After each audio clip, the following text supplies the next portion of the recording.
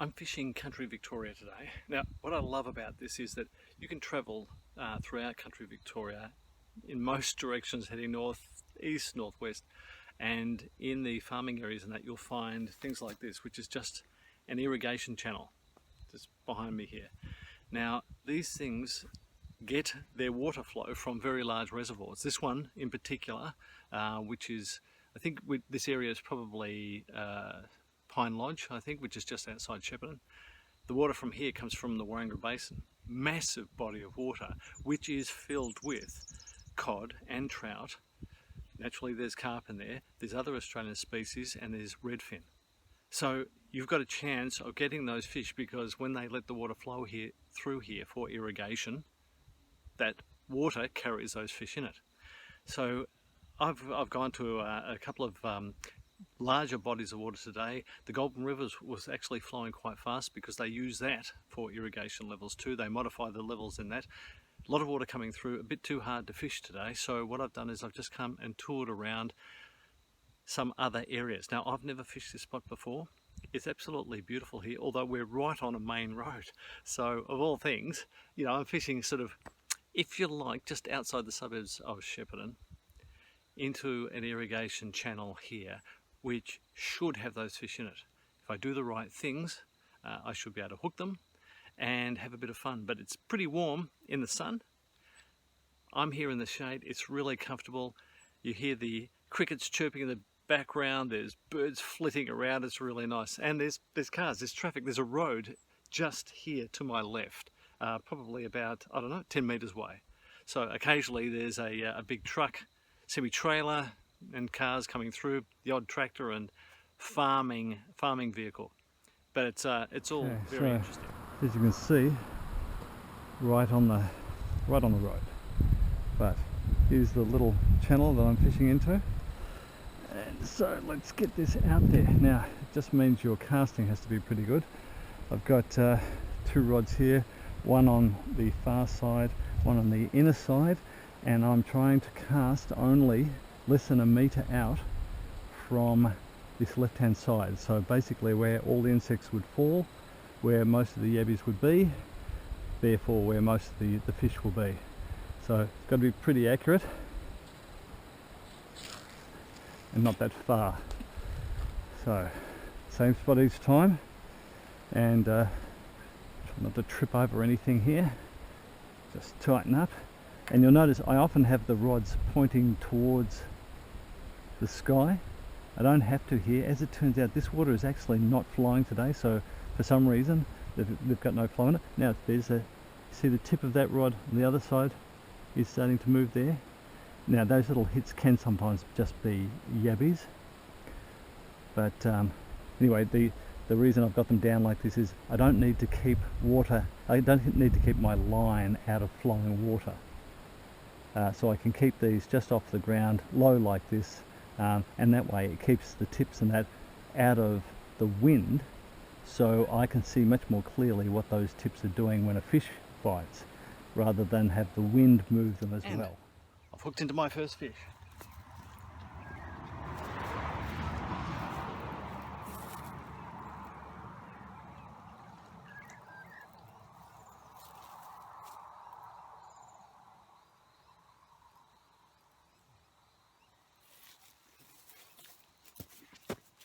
Okay.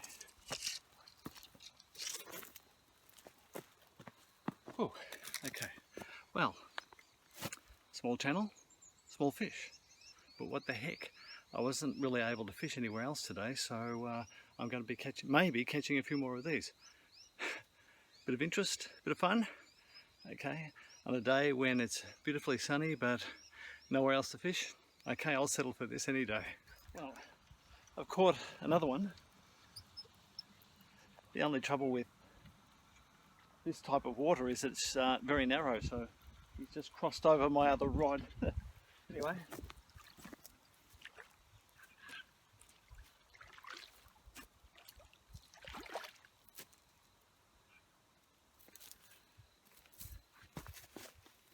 Oh. Okay, so another little one, but gee, You know, it's fun on a day like this. I don't mind this, and at the same time, I'm doing a bit of yabbying just to see what I can catch. So all around, it's keeping me busy, and it's a little bit of fun. And this is the type of thing that my boys used to love when they were young. So if you've got kids, sometimes catching carp in any of the waters is great fun. You're also getting rid of the carp. So we'll keep going.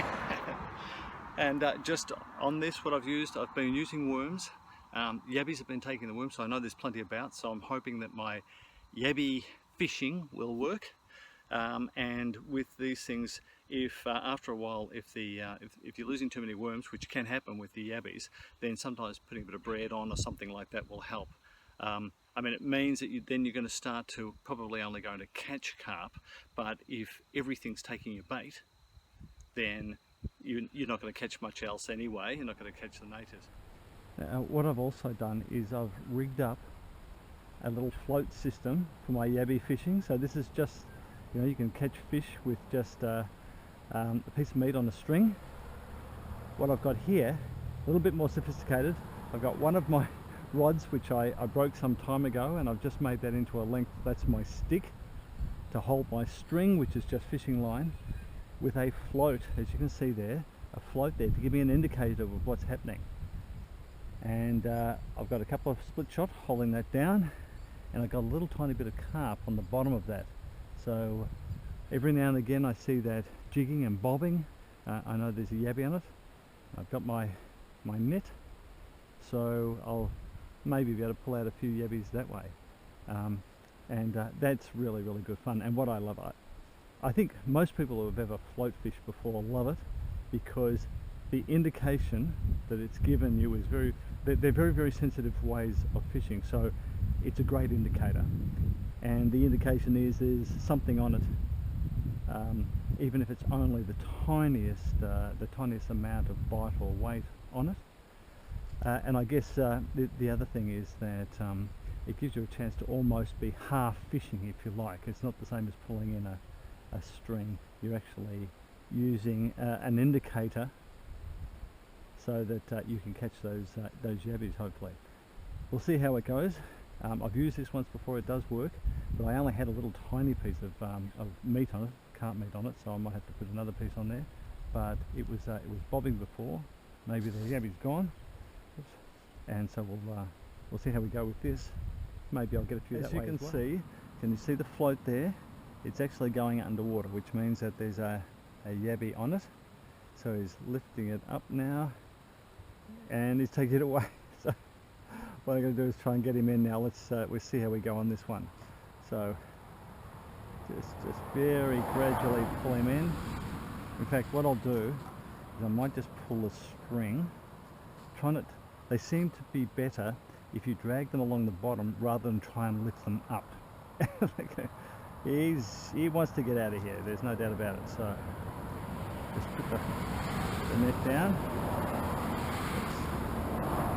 Let's just see how we go with this. Okay. He's not he's still on there, still hanging on. He really wants that piece of carp meat, that's for sure. So let's just see how we go with this. Now, the great thing about this little setup I've got is that I can take the tip off and then use only half of it. So we'll just see how we go here. So the great fun about this is that you can just feel everything they're doing. Oh, and he's dropped it. So, okay, so you'd lift that up, whoa, and net it. There's no yabby on that, so we'll put it back in. But you have to do that. I mean, they never tire of this. They don't seem to really get sick of doing this, whereas with the nets, with those round flat hoop nets that you put in there, after you've lifted those 3 or 4 times, they tend not to come into them. These things, they don't ever seem to get sick of. And that's why it's such good fun. Anyway, I'll try again.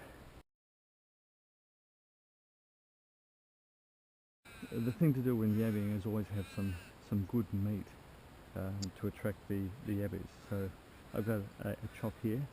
I don't buy meat specifically for this. We had some meat in the freezer that was there too long. Got a little bit of frost burn from being in there too long. So I'm using that. It's something we wouldn't eat, so it's no waste. And then what you want to do is to cut off the small sections to be able to tie onto with a piece of string. Tie those on so you can actually just throw those out, and that's what attracts them. So a section of meat like that, the best thing to do is not have too much fat on it. The fat makes the meat float, and I don't like tying any weights to the meat at all. I like it to have a pure piece of meat just like that, with not too much fat on it. That'll float to the bottom. That the yabbies will love.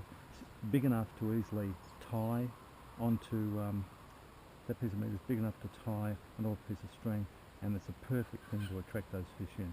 So I'm going to do those yabbies in rather. This, I'm going to use a heap of these. I'm going to cut this up. I'm going to cut up, probably I'll use almost 2/3 of this, cutting it into small sections like this, and just try those. And with it, and some days you're going to have the yabbies just sort of crawling everywhere. It's great. So there we have a piece of meat tied on. When you tie the meat on, tie it fairly securely. Like I've wrapped that string around a couple of times, and then pull it tight so it actually bites into the meat a little bit. The reason for doing that is that the yabbies actually pull quite hard, and eventually if you don't have it tied on well enough, they'll pull it off the string, and you don't want that. So there it's ready to go, and I've got probably about 2 meters of string on here, which is probably a little bit long. But what I'll do now is I'll just walk along the waterway and throw it into where I think it's deep enough for the yabbies to want to take it. So I'll just go along here a little bit, find a spot with an opening. So here, and all I'm going to do, make sure you hold onto one end when you throw it in, just into the water. And what I used to do always as kids, we'd tie it onto a reed or something like that, so that you had, here we go, one of these things, a green reed so it won't break off, and a green piece of grass. Okay, and even that acted like an indicator, because you'd see the yabby trying to pull away and the piece of grass would start to bend. So I tie that on, and as you can see, I've got slack line in that, really quite slack. What'll happen is that will go taut when the yabby finds it. Okay, I'm going to do a number of these and then we'll see how we go. Now, this string here, if you can see, it's been pulled tight around. Yes, there's most definitely a yabby on that. In fact, he's actually taken it into his hole. Oh my goodness. And he bit it. He got all of the meat as well. Wow, like a yabby. Well, I'm fishing at the same place that I did yesterday. I've come back here now because yesterday I caught a couple of fish. That was great. And I got a couple of yabbies as well using my little float, but I didn't use my camera properly, so I didn't actually record it, unfortunately. So today I've come back in the morning. I've got a little bit of time, and what I'm going to do is share my day with the crows, obviously. Hi, crows. And I'm going to do some yabbying with some meat. This is just a fun thing that we used to do as kids, and I've taught my kids to do. And if you're fishing and you've got idle time, it's always good to fill it in with something else. You can catch some yabbies, small yabbies, and use those as bait, which is always good. So that's great as a bait. Or the bigger yabbies are beautiful to eat. So I'm just going to try some today just for a bit of fun. And see if I can get something for my bait next time. Anyway, we'll get going on that. Right, well, just got my first yabby in the bag on a string. I tried to film it on my head cam, but I'm not sure how that came out. So let's have a look at this guy, and I'll see if I can do this without losing a finger. Okay, there he is. Okay, so there we go. Little yabby. Now this one is probably a little bit big for bait, but what you can do with some of these, especially for cod and that, is take the tail, which makes really good bait. Because he's a bit small. Oh look, he's even got a broken claw there. I don't know if you can having a look at that. I'll try and do this without getting bitten. See that? These things fight. They're very territorial. They fight a bit, and they can lose those things easily because they can. Those pincers are really strong, and they'll break a lot of stuff. They'll certainly cut the skin on your finger. And this guy here has lost one of those. So look, I think I'll put this one back because he doesn't fall into what I'm after, and he can breed for another day. Okay, so I've got a yabby on. I'm going to go over and see if I can get him in with my little net. Have more fun. So it's been flat out today. The fish have been happening, and the yabbies have been happening. So if you've got kids fishing with them, it's fantastic because they're always doing something. And if you've got big kids like me, it's still great fun.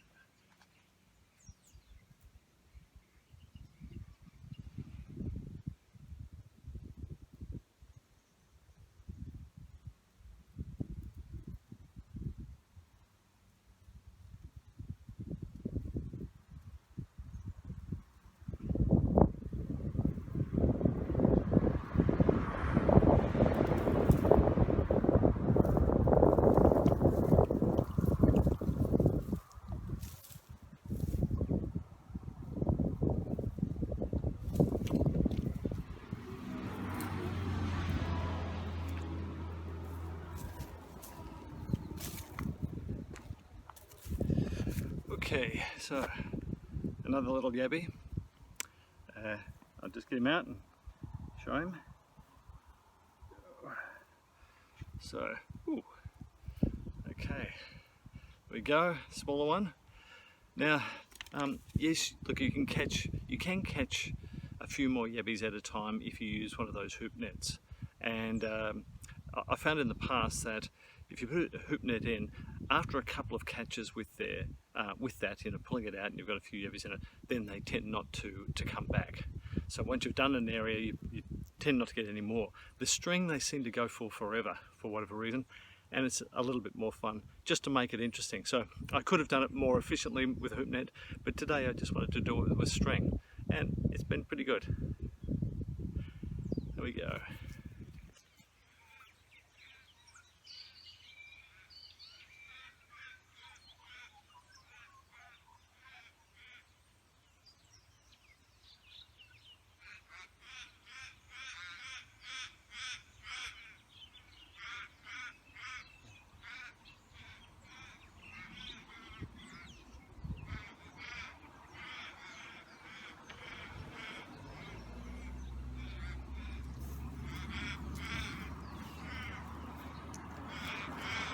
Okay,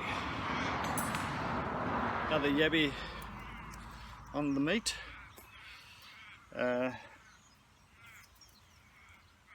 Little bit bigger, little bit big for bait, but I mean, if you get a lot of these, you can make a nice sort of yabby cocktail just with the tails, because you see the tail's only that big. That's what you're eating. If the claws are really big, you can get a little bit of meat out of those, but generally it's the tail. This one I see has got his claws intact, and he's not at all impressed with me catching him, but I forgive you. So, you know, you can get plenty of these.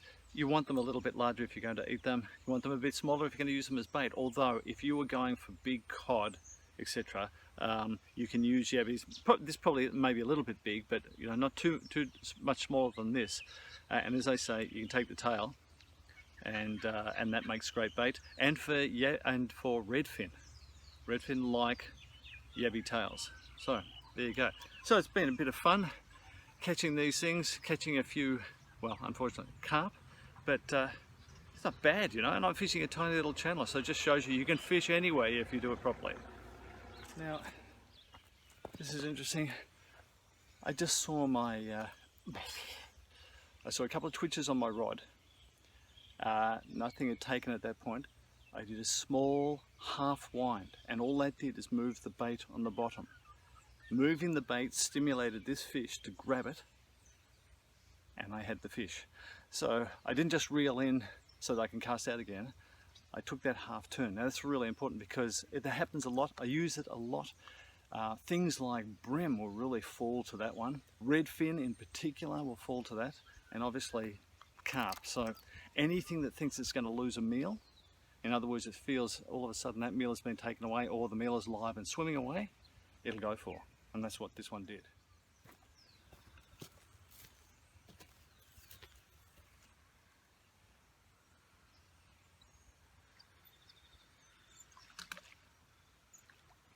Well, yep, another small one again.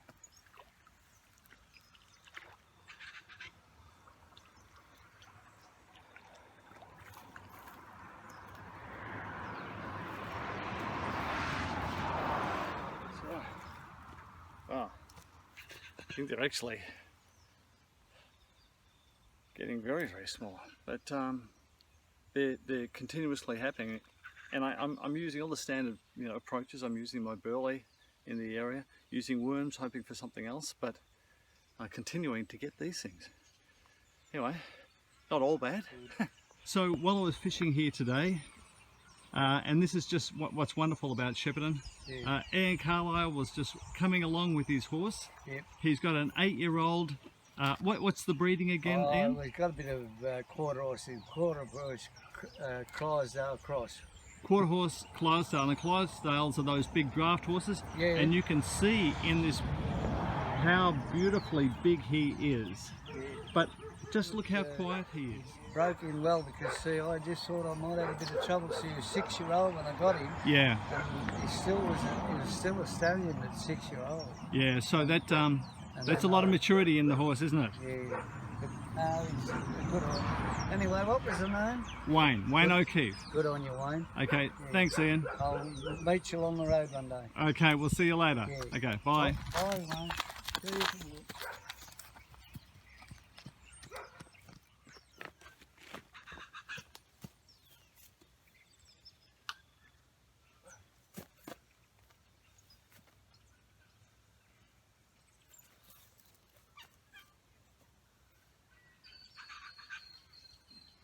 Okay, got one now. A little bit bigger than the others, I think. Yeah. So this is a bit better fish in here. So I mightn't be having too much success with the yabbies. We're getting a few fish.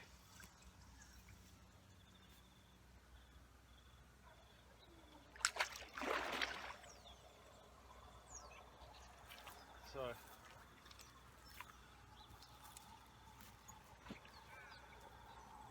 move my yabby line out of the way.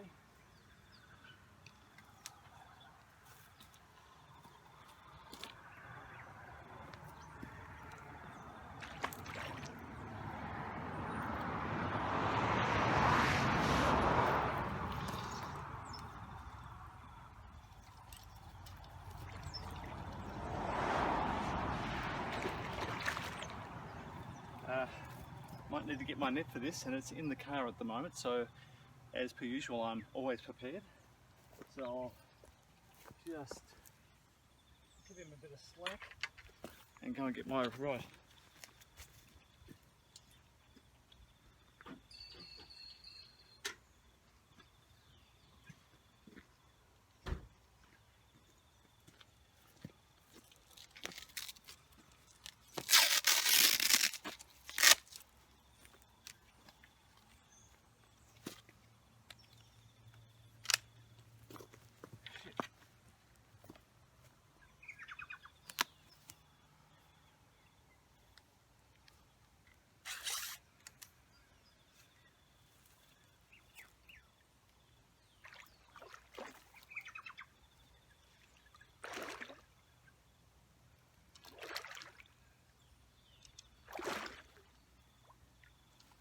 doesn't seem to want to cooperate.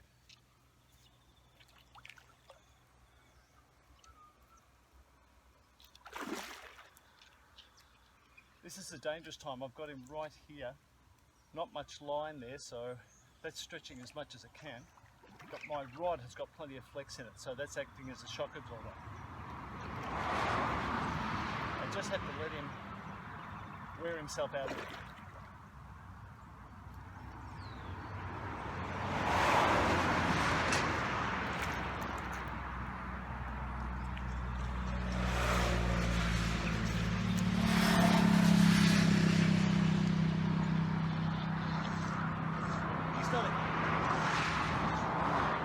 He's not a huge fish, I just got him in very close.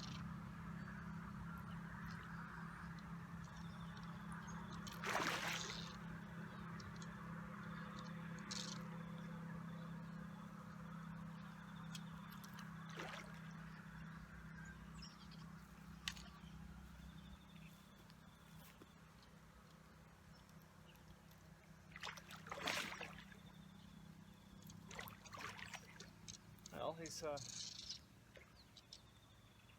giving me a better stick.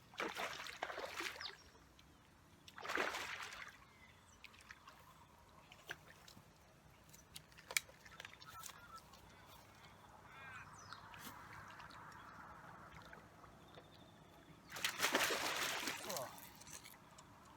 Okay.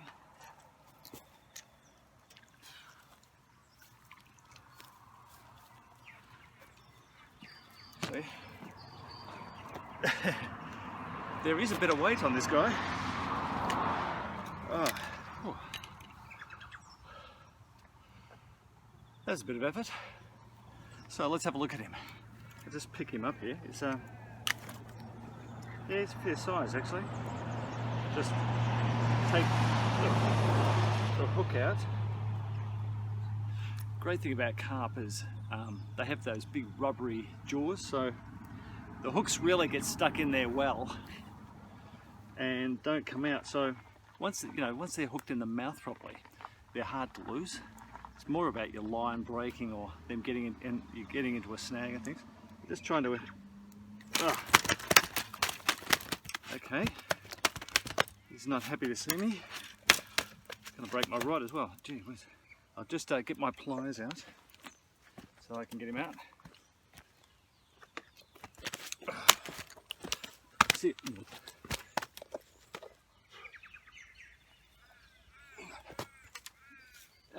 Actually, I reckon he's probably about 6 kilos. Yeah, I wasn't quite expecting a fish this big actually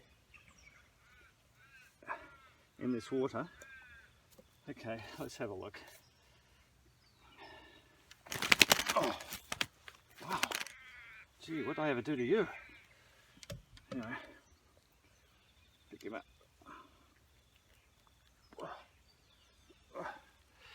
Okay. All right. He's yeah, 6. Gee whiz, 6 maybe even more. 6 maybe more kilos. So, you know, in these little waterways, every now and again you get a bit of a fight. This guy here, and I find he's a very light colour, so the water here is sort of it's got a lot of silt in it. He's pretty much matching the colour of the water here. But anyway, just shows you what you can catch even in little waterways. This water at its deepest would probably be waist deep. In parts it'll only be, you know, probably knee deep. And at the moment it's not moving at all. And it's only, as you can see, it's probably about, I don't know, 6 metres across. It's not a big waterway, but these things live in it and grow fat. So there you go. That's a bit of excitement.